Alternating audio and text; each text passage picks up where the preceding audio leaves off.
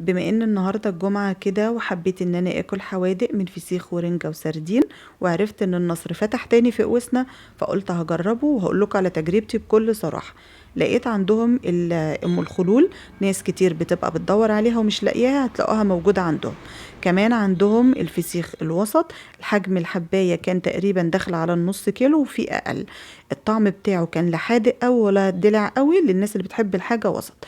عندهم السردين الكبير المبطرخ الناعم، وفي كمان بقى اللي عجبني قوي السردين البلدي ابو قشرة، عندهم الحجم الكبير وعندهم الحجم الوسط. كمان عندهم الرنجة كان شكلها جميل كده وشكلها فريش، دي اللي سايبة في صناديق للي عاوز يوزن وزن سايب يعني.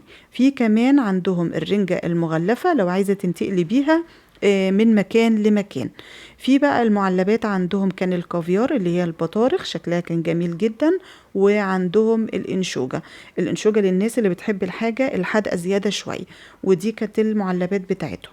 انا تجربتي معاهم كانت جميله قوي، الفسيخ عجبني قوي والسردين اللي هو بقشر عجبني قوي. ليا تعليق بسيط بس على الرنجه، يا ريت بما اننا في الشتاء ما تتحطش في الفريزر، عشان يعني ما عرفتش ان انا استطعمها قوي. لكن غير كده كل حاجه عجبتني قوي، وجربوا كل حاجه على ضمانتي ان شاء الله هتعجبكم.